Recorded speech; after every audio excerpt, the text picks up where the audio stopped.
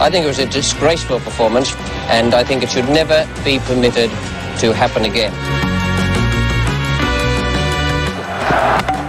That is very good. Hello everyone and welcome to the Cricket Podcast, where we will be talking about the first couple of days of the Test match between England and New Zealand. It's been a batter's pitch so far, I think it's fair to say. So we'll be mainly talking about batting, I think. There's a little bit of bowling in there as well for the swing aficionados. I'm Jack Hope. I'm joined by Max Rowe Brown. How are you doing, Max Rowe Brown? Hello, Jack. Yeah, very well, thank you. Been thoroughly enjoying a couple of days of absorbing Test cricket. Good. And we're joined by Dan Weston, one of the pod favourites. How are you doing, Dan? Yeah, I'm good, Jack. Yeah, all good. Great to be back. Cool. Before we get into the cricket, Max, as usual, we like to start with our key messages for listeners. And what are they? Yes, you should like and subscribe on YouTube and follow us at the Cricket Pod on our social media channels on Twitter and Instagram. Very good. And you can head over to Patreon if you would like to give to us directly. I think we've broken through the 10 barrier. We're in double digits. Now I don't really know what the target is when you're building an innings after you've got to 10. Hit drinks, a boundary. Make it to drinks. Make it to drinks. Help us get to drinks. Head over to patreon.com/the cricket pod. Give us £3.50 and we will turn that into drinks. I promise you. Before we talk about the detail of the game, Max, what's happened? Yep, that's it's summary time, isn't it? So the talk before the game was largely all about England's debutants, and in particular Ollie Robinson with his excellent county championship record. But it was actually New Zealand's debutant who, also with a formidable first-class record, took the headlines. Or, well, he would have taken the headlines, but there was some questionable tweets from about 9 years ago, which stole those headlines back from him. Clearly, his England counterpart was determined to remain in the limelight in the face of a rather impressive display. Devon Conway's magnificent 200 on his first outing looks like batting England out of the game. But just as they started to look bereft of ideas, England's bowlers fought back with Mark Wood's tactic of bowling as fast as humanly possible and hurling both himself and the ball towards the batsman finally paid off and made a mockery of New Zealand's deep batting lineup. Wagner's late 25 looked like putting the game firmly back in New Zealand's favour, and after England lost 2 early wickets, it was looking all very familiar for England fans and staring down the barrel of an early demise. But Burns and Root fought back very, very well in the evening session and left the test beautifully poised at the end of day 2. So beautifully poised, in fact, that the WinViz predictor has the percentages as a 28% chance of a win for New Zealand, a 28% chance of a win for England, and a 44% chance of a draw. As balanced as even the world's most stable genius. That's a little bit disappointing. I guess to begin New Zealand's bowling innings, or England's batting innings, as people in cricket normally say it, New Zealand were probably firm favourites. So I would say, the final session, Dan, a bit of a fight back from England. Yeah, no, definitely. Rory Burns, Joe Root putting on not far off 100 in the last session. I managed to catch most of the last session after devoting my time to the Leicestershire stream for most of the day. So yeah, that was just good batting. And Burns has done well in county cricket, obviously, for a number of years, and I think that it kind of merits that long rope, if you like, in terms of that. The getting a lot of patience with this in this selection. I think you could say the same thing about Sibley, to be honest with you. And maybe we can talk a bit about selection at some point as well, because I'm not convinced that data supports the inclusion of several players. Okay, well, I'm looking forward to that discussion. As usual, Dan, you bring a different angle, a better angle than some of the actual England selectors, I think, sometimes. So I'm really looking forward to hearing that. Let's heap some praise on probably the man of the moment, though, so far. I'm talking, of course, about Devon Conway. I was trying to think of a joke that I could slide in there, like a player who hadn't really done very much, but I didn't come up with one. So we're going to go with Devon Conway, the actual man of the moment, the real hero so far. 200 on debut, 200 exactly as well. Max, how do you rate this innings? Well, it was stunning if you isolate it and forget about the context of the fact that it's the first game he's played for New Zealand in Tests, that it was at Lord's, against a very experienced England bowling attack, even without the likes of Jofra Archer and Ben Stokes. Then you would say, disregarding that, it was still mightily impressive. So when you add those things in, I think it was an absolutely phenomenal performance. And what there were the thing about it really that I think made it stand out was just how untroubled he looked at all times. Like for the first maybe 5 overs of his innings, there were a few couple of streaky inside edges, and you thought he was just finding his feet. But after the first sort of sumptuous drive he hit, he just looked imperious. He didn't look troubled by anything that England threw at him, and he was scoring, off his legs. Yeah, he was driving well. He was playing off the back foot. It was all round a really impressive performance. And the only thing that marred it for me was that because he was at the crease so long, we got to hear the joke of the commentators on Sky Sports saying, "Oh, I do apologise if I get his name wrong, because the old England physio was called Dean Conway, so I keep calling him Dean." And we had to hear that about 16 times. Yeah. And I just, if I hear it again, I'm going to throw something at the TV. On like video games, you get moments of commentary. So like on FIFA or something, there'll be something that happens in football quite often, but the people who have made the commentary haven't factored in how often that happens. And so you get the same thing repeated over and over and over again. It has been a bit like that. I feel like, commentators, they must need a bit of time to warm up as well. They can't just get back into the groove straight away. And you obviously they do it in shifts as well, don't they? So we actually had basically, because most of the commentators are ex-England players, you started off, I think it was whoever, possibly Nasser Hussain who said it first. Then Atherton came in and made exactly the same joke. And it was basically every consecutive former England player was like, "Oh, so I keep calling him Dean Conway," but that was like, oh God, stop! I've heard some stories that some, I don't know if this is true or not, but I'll speculate anyway. That the commentators don't always listen to the commentary when they're not doing their stint. Yeah, that's absolutely. And I've even heard of one former player who will remain unnamed who actually goes to sleep for most of the match whilst they're not commentating. They wake up 5 minutes before their stint and get a reminder of someone about what's happened. No, I've heard someone talk about this. Kerry O'Keefe, the Australian commentator, he's notable apparently for actually watching the cricket. Like the other guys, they'll go and do whatever else they're doing, and he will sit next to the commentary box and actually watch the game. Yeah. And then people find that the other commentators think that is odd. That might be a particularly Australian thing. That the Channel 9, Channel 7 commentary box, whatever it is particularly blokey, way of covering cricket, and I don't know, maybe watching cricket isn't blokey enough for them. So Barry, we'll drop that. Come and watch it with us. The only thing I do on the commentators, and we'll go back to Devon Conway, because Dan, I know you're a long time admirer, and you'll want to talk about his innings. What the hell was Bumble wearing? Did anyone see this? It was like one part Grandad at a wedding, one part Peaky Blinders, one part Fred Dibner. A really strange combination of clothing. Anyway, Devon Conway. We've managed to not talk about Devon Conway for 3 minutes in the Devon Conway section of the show. So Dan, take us back to the New Zealand opener. In your mind, how special was this innings? And I couldn't believe this. Nearly 30 years old when he made his debut as well. Well, I've actually been a fully paid up member of the Devon Conway fan club for a good year or two.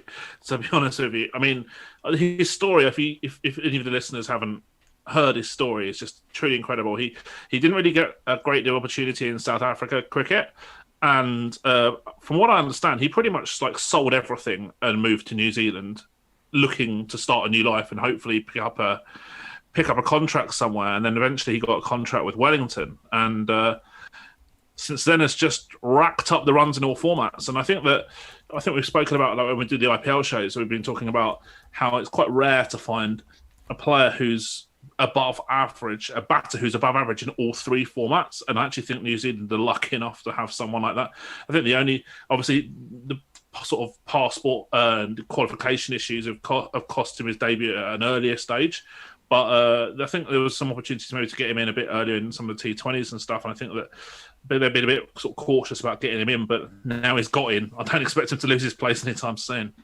Yeah, but it was sort of quite an historic innings as well. It was so good that everybody was wheeling out a niche stat, and that was irritating me a little bit until I realised that basically my Twitter timeline was just free content for this show. So I copy and pasted quite a few across. I didn't, to be honest, I haven't got the attribution for all of these. So it's a combination of like Jeff Lemon, BBC Sport, and other random people out there. But Devon Conway. He scored more in one innings as a debutant at Lords than the next highest player did in two, which was Andrew Strauss. That's one Devon Conway stat we've got there. He's the first person to score a double century he's the first player in England opening the batting for an away team to score a double century since Graham Smith way back in 2003. Which, is a pretty big achievement. I think a double century in England, if you're opening the batting, is about as difficult as it comes in Test match batting. So well done there. He's one of only 8 players to ever make a double century on debut.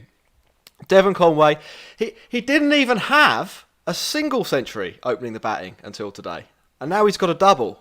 That's in his debut at rate is off the charts, isn't it? That's incredible. Yeah, he becomes the 200th player to score a double century in men's Test cricket, and it's amazing that he scored exactly 200. He contributed 52.91% of New Zealand's runs in the innings. The only one player has a higher aggregate percentage in their first match, and that, if you don't know, is Charles Bannerman in the first ever Test match, who, to this point in time, still has the highest number or highest proportion of runs ever scored in a Test innings by one batter, 67.35%. And I think probably the best niche Devon Conway stat is that he has the highest Test score on debut innings for batters who have been run out, which is pretty good. Max. Not sure there's much else to say. It was a bit of a weird run out. Neil Wagner hitting the ball around. That was quite entertaining. That was a good spell of the game.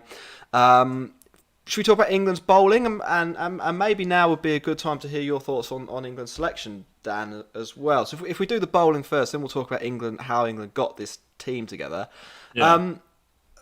Dominated, I thought, Max, by the 2 bowlers who you probably wouldn't have thought would dominate the match. We said on our Tuesday show that we did together that we thought this could be the 3-day test of the summer. Like the Stars line had been a bit wet. It was at Lords, 2 good seam attacks, at least one suspect batting lineup, and the other batting lineup probably haven't had much practice. Turns out it's a bit of a road. Broad and Anderson don't do an awful lot, but Wood and Robinson, they looked pretty good, didn't they?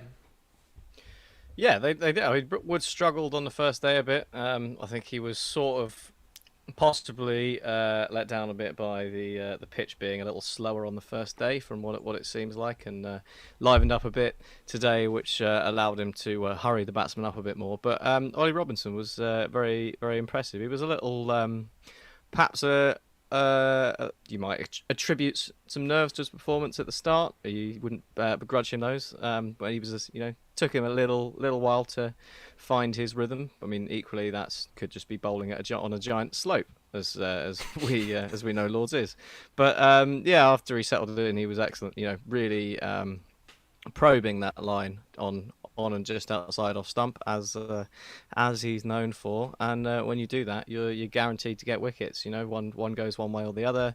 Batsman, plays a full shot, and he did well, and ended up with 4 wickets in the innings, and that was very impressive. It was a little bit of a shame for Broad and Anderson to come away without too much of a showing. But this is the 5th match in a row. Fifth Test innings in a row where Broad hasn't taken a wicket.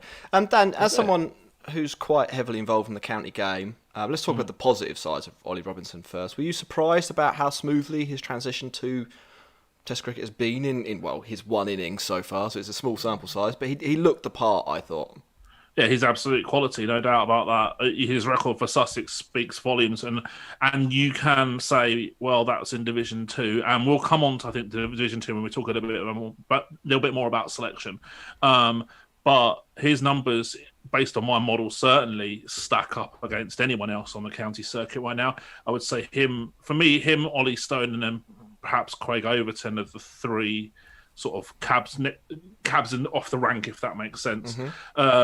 The question is, he's taken 4 for 75 in the first innings. He took the most wickets. Where do they go from there in terms of selection? Because it's a difficult quandary for England in terms of who do they leave out when a few of the other players come back, you know?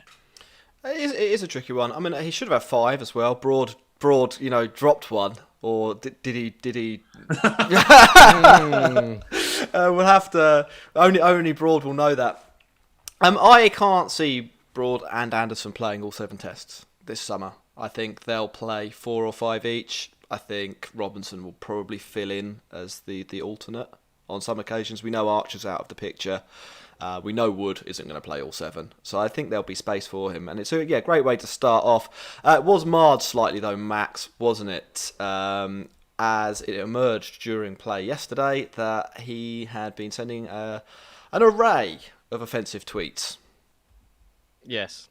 They were a bit bizarre, weren't they, as well? As far as racist and misogynistic tweets go, they were some very, very strange bits of social mediaing. But it's kind of par for the course these days, isn't it? You see someone new in a sporting context for their country or club, and someone found something that they've said a few years ago. So you sort of wonder whether people should maybe stop saying things like that on Twitter.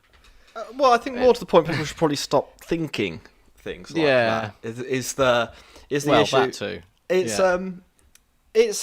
So I think there are a couple of things worth bearing in mind here. So he came out, he apologised at the end of the day. He pointed out that these were tweets from 2012, which is 9 years ago, so he'd have been 18.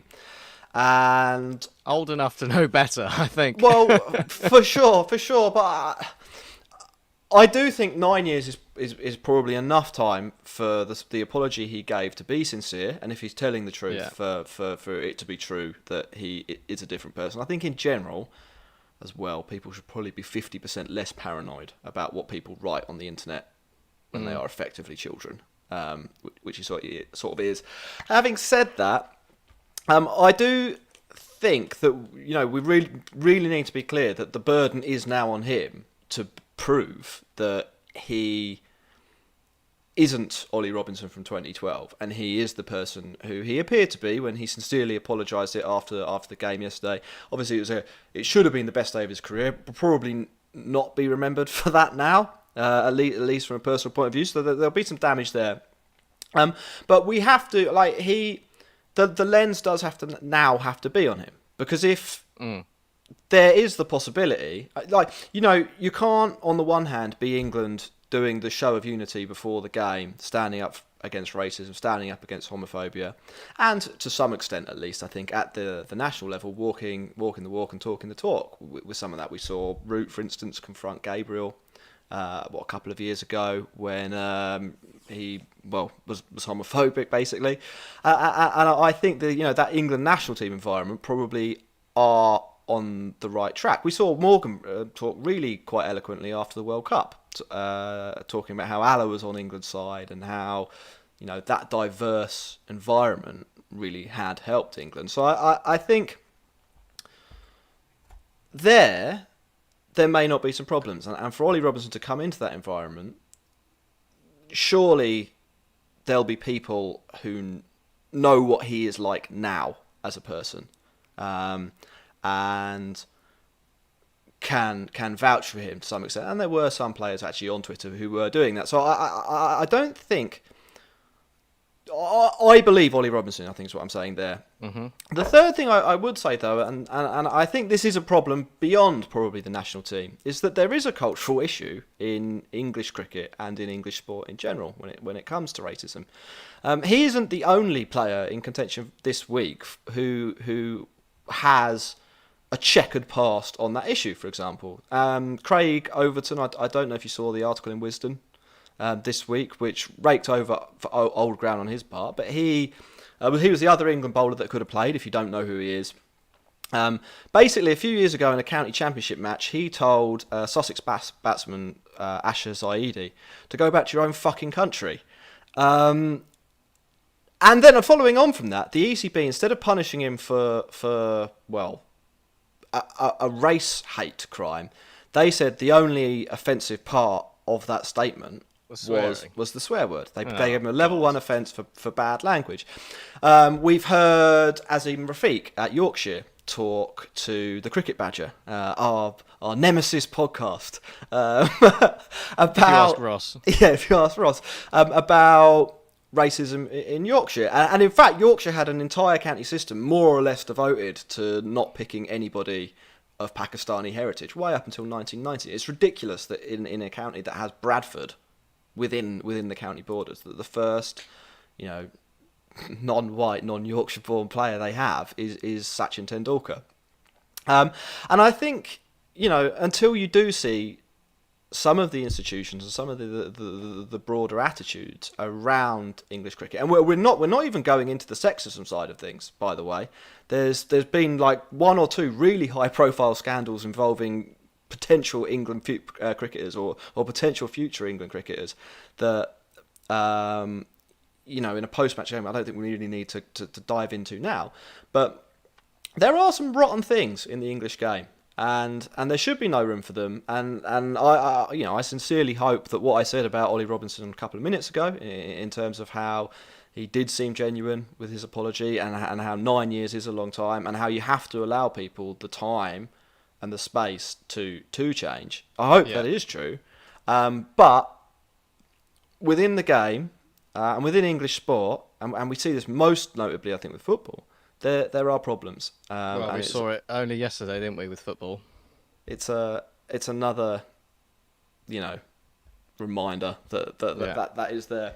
I think what would be good for Ollie Robinson to do would be to, get behind some of the initiatives and the, cleaning up racism throughout sport and the game. If you have done something in the past and it's been dragged up and you want to show that you don't believe these things and these things are wrong, then I think that's exactly the kind of time to get involved with. Well, absolutely, and as I sort of said, he's made his apology. It was some time ago. You can give him the benefit of the doubt, but he has to prove that that was a fuck up. And that isn't Ollie Robinson. Dad, let's talk about selection. So it's a little bit of a tangent. It's a big tangent. But we've got some other new faces in this England team, some returning faces, a really inexperienced batting lineup and a very, very experienced bowling lineup. What have your thoughts been, post Ed Smith? Because I don't think we've spoken to you since then. No. It's such a. I'm so fascinated to see where England go post Smith. I'm not. It's so difficult to judge Smith in terms of how successful he was as head of selectors because we don't know. We're not privy to the level of influence that he had over selection. Was that potentially diluted at some stages because he was having a different opinion to the coach and the captain? We don't know. The fact that he was kind of removed from the position in whichever way, shape or form, it suggests that might well be the case. And now Silverwood and Joe Root presumably will get their own way on pretty much everything, and the buck will ultimately stop with them. So I think Ashley Giles talked a bit about accountability in the press conference when they talked about that, and I think that's really, really important.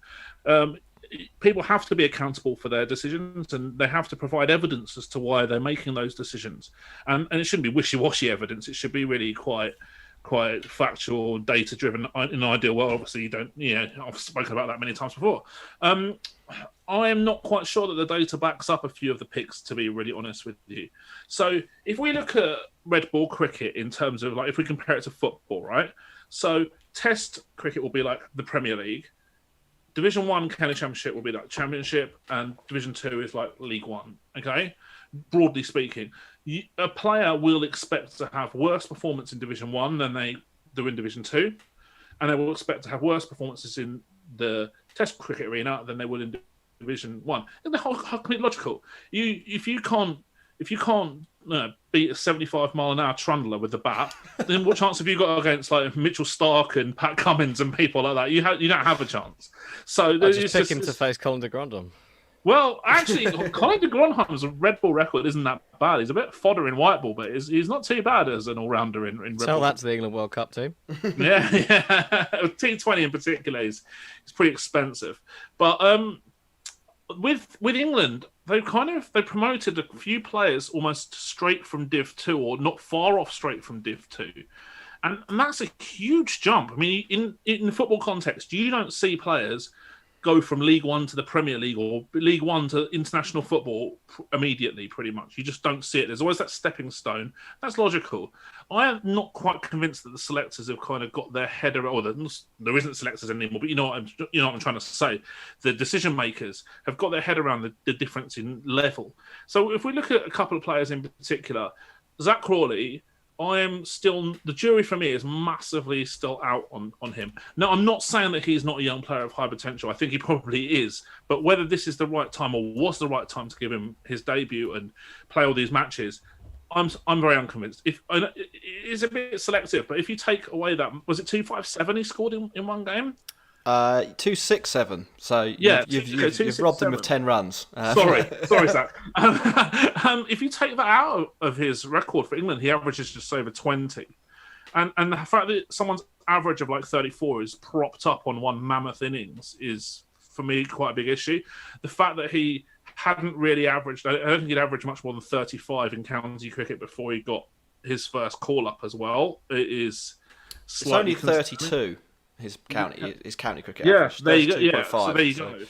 And also Bracey as well. I mean, I think again he's a young player of high potential, but I know Gloucester were robbed of playing Div 1 cricket for the COVID conferences last year and this year, but I think it's a big step up for him. I really do. I think he's a good player. Do I see him as the next cab off the rank, if you like, in terms of domestic players? Would I expect him to be the top run scorer in the county championship this season, or top 5 run scorer in the county championship this season? Probably not. I think he's a good player. He's got the potential to improve, but I think it's a big step up. And all these kind of selections, I think they're a bit non-evidence based, and I don't like that. I want to see a lot more reasoning and rationale for that. And I don't see that. And this is the worry, I think, that I have now Ed Smith is not in the selection panel decision-making, is that it's kind of could be a closed shop eventually. You know, it's a lot easier for the coach and captain to pick their favourites now than if they had someone who's a bit more impartial and objective, looking at data, for example, choosing the squads a lot more. Do you see what I'm saying? Well, they were exactly the words that I was about to use, the closed shop, because yes, the lines of accountability have improved. That's a good thing, but if those lines of accountability are necessary for you to find out who's at fault because it's become a closed shop, then that's not helpful, is it? You need sometimes someone with a differing opinion so that you can actually talk things through and maybe come to what the right opinion is. Otherwise, you end up with you just end up with groupthink, don't you? And well, let's not get into politics, but we've seen where that leads you with certain things. Yeah.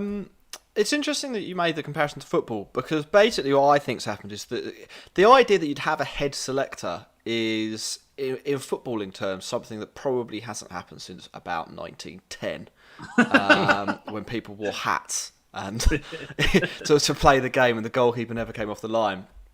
And then it went to the model that they have now, the Brian Clough model, if you like, the Bill Shankly model, the Alex Ferguson model, where you have one guy who is basically in the England team, Chris Silverwood, who is just the boss. They run the whole show. And then, it's really happened over the last couple of decades. You've seen another model come in, which involves better structures, more specialisation in terms of recruitment and in terms of coaching and in terms of player development. It doesn't all just go through one man. There's not one person's strategy that you're trying to enact. It's a wider idea that different people have contributed to, and different people have areas they are accountable for. And I think it'll be quite a long time before cricket gets there, to be honest with you, Dan. I don't think there's an incentive until England get pumped by India the next time and lose the Ashes at home. Really, I don't think there's an incentive for any of the people currently in positions of power to relinquish what they have oversight over. I mean, from Chris Silverwood's point of view. I think it would at least take a change of coach, because anything that you do at this point to change how players are selected for the England team is effectively a demotion for Chris Silverwood. Now, I don't know, maybe he can take that, but generally, I think in top level sport, you don't see key figures manoeuvred in that way. So we'll see what happens. Dan, I will make another point as well. Yeah, go for sorry it. About that selection stuff as well. Is that I don't know if you guys have read up about the structure that England have got now. They've got James Taylor as like the kind of head scout, and then they've got a number of county coaches or influential figures, shall we say, in the county game. Right? There's about 10 of them. Reporting into James Taylor, and they're not allowed to report on their own team. They're only allowed to report on other teams. And I looked at the list, and I just shook my head because there's no analyst on there. So that would be the first person that I would look at, would be getting a good selection or recruitment analyst in among those people. It's a complete no-brainer. Yeah, I can't see how there can be an openness to that kind of rigour and that kind of thought in an environment where you pick Zach Crawley, who's averaging 32.5, because that's immediately, you don't actually have to be a data analyst to just see that's worse than other options. You can just you only have to count, if you can count to 35, you can probably find 15 other players who will be above him there. I think England see the role of the analyst basically to be the person who tells you where to bowl the ball, agree. Or who tells you you need to stop doing this when you're batting, or this person deserves another chance because they've been like a unlucky. technical video guide kind of thing. And on that, I do wonder, just on the Bracey point. And then I want to know who you'd pick maybe instead of Bracey and Crawley, let's say. On the Bracey point, I wonder whether there is some influence from someone like Nathan Lehman on that, because I saw on the Twitter timeline for CricViz, or in an article CricViz wrote, which is basically a scouting report on James Bracey, and they've obviously done some analysis of his game because they knew how many defensive shots he played per dismissal in the county championship. Now, I don't know how they've crunched those numbers. They may well have just divided the number of dot balls by dismissals or something weird like that. But he basically plays 150 or 160 defensive shots per dismissal, which is an incredibly solid defence in first class cricket. So I think that's where that selection has come from. I'm not sure where the data actually is, how they're gathering that data, because the games aren't filmed. Is somebody at CricViz HQ watching all of the streams and noting down every defensive shot? Maybe they are. I'm not sure about that. But I did think that was interesting. And I'll follow up on that, Dan. If you were the England selector, is there anyone that you would be picking instead of, say, Zach Crawley?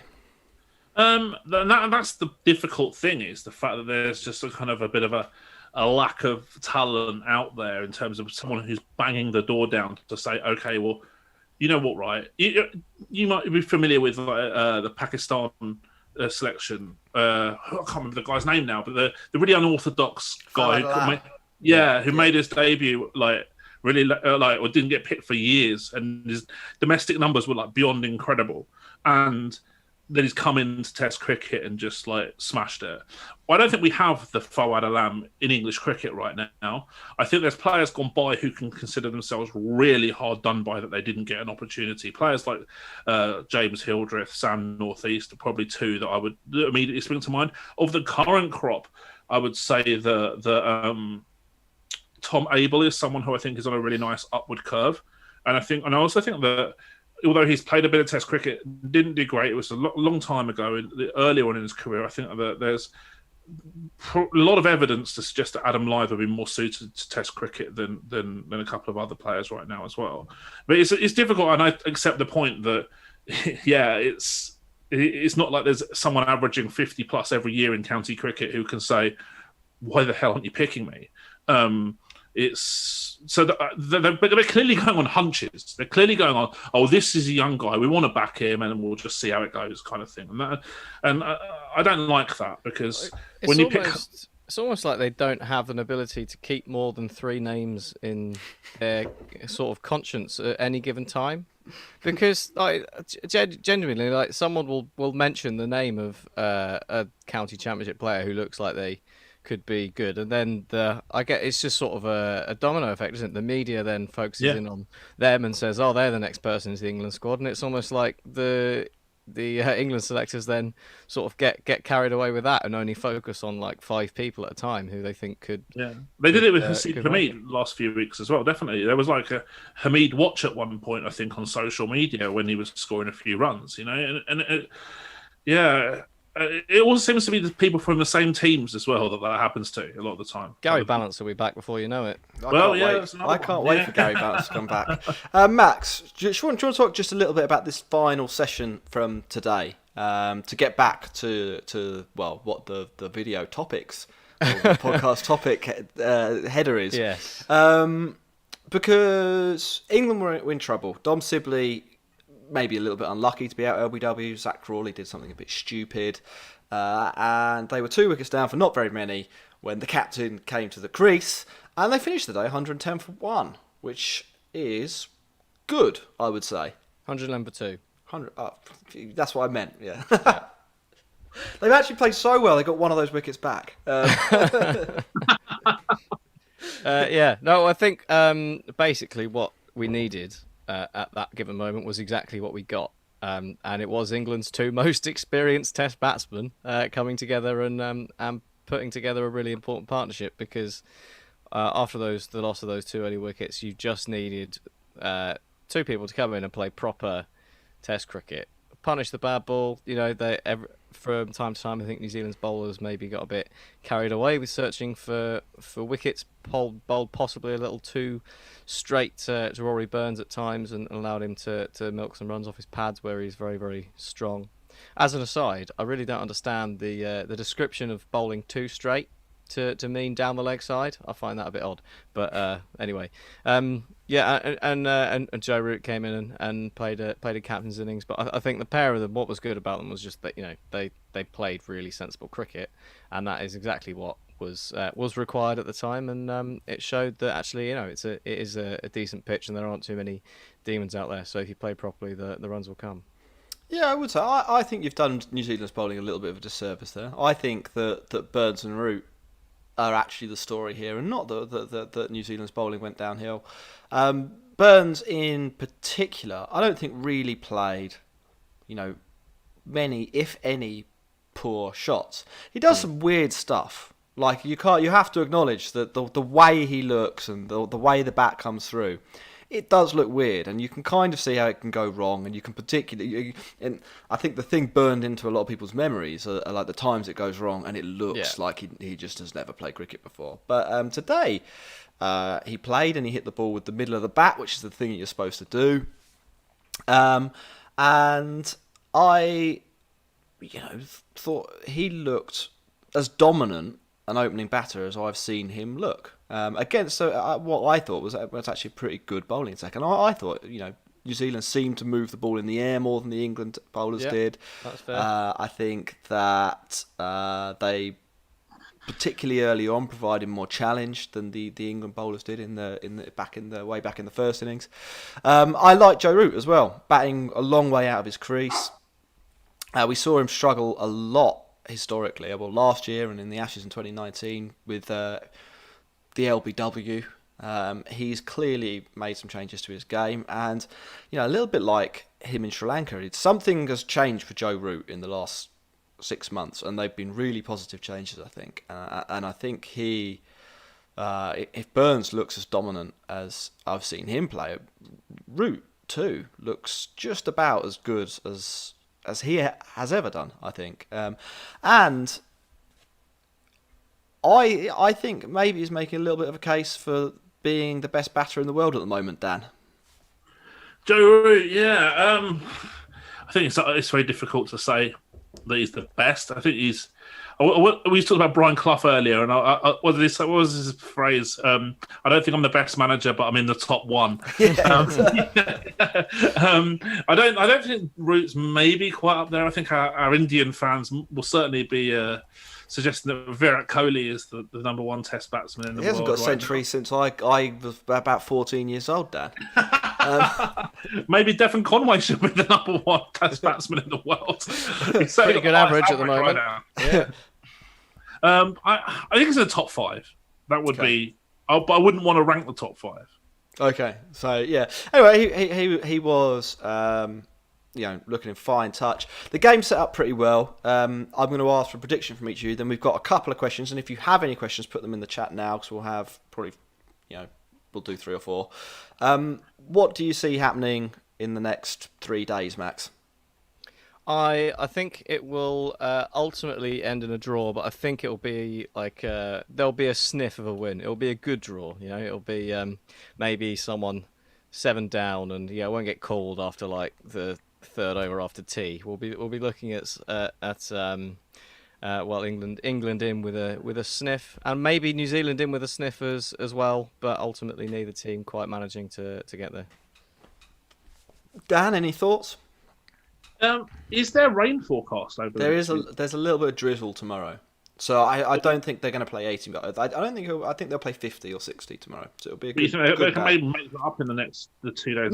Possibly. They lost 15 overs over today and yesterday, just by being slow. Yeah, so it's there won't be the full 400. Yeah, England's lack of a spinner won't be speeding the over rate up either. No.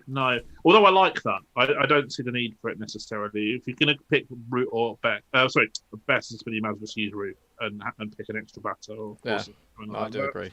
Yeah, I don't see the need for a special spinner in England unless you pick someone who's really good like Leach. I think New Zealand are going to win this. Ooh. Runs on the board, and also if one of Burns or Root go early, we're into a pretty inexperienced middle to lower order, and the tail starts at 8, and there's no all rounder really, and I've got a feeling that the runs on the board and England might have a scoreboard pressure, and they've got to bat last as well, which is never that easy most of the time. So yeah, I'm going to sit my neck out on New Zealand. Cool. I think draw on New Zealand. I think England have got too far to come back in this. I expect they only need one poor session in the next 3, and they can't win the Test anymore. And I think, I've watched a lot of England. That seems likely. Sunak asks over from Twitter. He wants to know how we rate the England pace attack. If Root isn't the best batter in the world, Dan, is this England pace attack the best in the world? I wouldn't say so. I like in English conditions, it's definitely the best. But I think that it's a lot more nuanced than that. I wouldn't really want to say which team has got the best attack because it's so dependent on the conditions. Yeah. This attack's great in England. Is it so great on a road? Probably not. Like a complete road, I'm talking about, or in Australia, perhaps maybe not so much, or even in India. So it's tough, and also I think that we have to really look at the fact that this attack is not going to be around for a long time. So Anderson and Broad are obviously in sort of the latter stages of their career, still doing very, very well by and large. But they're not going to be here in 3, 4, 5 years' time, I wouldn't have thought. Mark Wood's 31. Maybe he won't be here in 3, 4, 5 years' time as well. So there's going to have to be sort of a turnaround, if you like, in personnel at some point.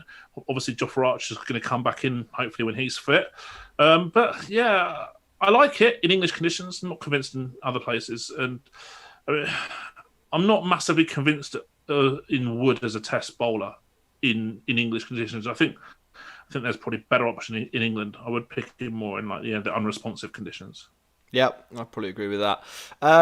Max Abhishek asks, why does Burns try to search for the bowler's backside in his stance? What is going on with that kind of head twitch? And I don't know, as a Surrey fan, is there a word on the street about why he does that? I don't know myself what the reasoning behind it is. I mean, it's frantic, isn't it? There's a lot of moving parts, but I think as long as you are still at the two key points, being when the bowler delivers the ball and when you're attempting to strike the ball, doesn't matter what you do in between. That's what I would say. I would make a random guess at that it's just about trying to keep a really exaggerated way of trying to keep his head level when the bowler delivers the ball, because I've sort of on occasion myself sort of noticed the gap between the grill and the peak of the helmet not being entirely straight when I'm in my stance as a batsman, and maybe he's had something like that and is exaggerating his head movement to try and make sure that he's got a level view. That's my completely unfounded and unsubstantiated guess. Don't do yourself down. That was a great, talking about another great there. You don't get that. Two very experienced left-handed opening batsmen. Anywhere else, Dan? Wicket keepers. There's a selection one here, and then we'll finish on another question I've already got prepared. Yep. If you could pick anyone other than Jadeja for your 100 team, who are you picking? Oh, are you talking about if we get allowed to pick an Indian player? You mean? Yeah, exactly. It has to be an Indian player. Can't be Jadeja. Oh wow, that's the question. I would find it difficult to look past Jasprit Bumrah because he's just the premier death bowler, and that's a resource which is extremely scarce. 10 balls of Jasprit Bumrah in a row. I would also consider Hardik Pandya if he was available to bowl as well. Fair enough. I think the short boundaries in England, I think he'll love them. I would probably take Hardik, I think. And we'll finish, Max, and Dan, if you've got an opinion on this as well, weigh in. How do we, based on what we've seen from this New Zealand side, who's going to win the World Test Championship? Dan? Max? New Zealand. Max? Because I think they're better in these conditions than India will be. Not that they're necessarily a better team. Max? Yep, no, I would agree with that. Particularly how if Devon Conway carries on that kind of form, then yeah, I'm plumping New Zealand. Great. I would also back that. I think they've looked pretty good, to be honest. I think England been a little bit lucky to be 111 for one. Could easily be in a worse situation. They've had to bat really well. Also have to consider that New Zealand are near enough fresh off the plane. You know, they played an intra-squad game, but that's all they had time for. And most of England's players have been playing county championship for 2 months. Yeah, and New Zealand have come in and looked as like they've been the ones playing the red ball cricket for ages. So yeah, great. We're going to wrap the show up now. Drop us a comment, say hello to us. We'll say hello back. Follow us at the Cricket Pod over on Instagram or the Twitter. Check out our sponsors' gear, Woodstock Cricket. That's in the show notes. Get yourself a new bat. We all have, and they're really good.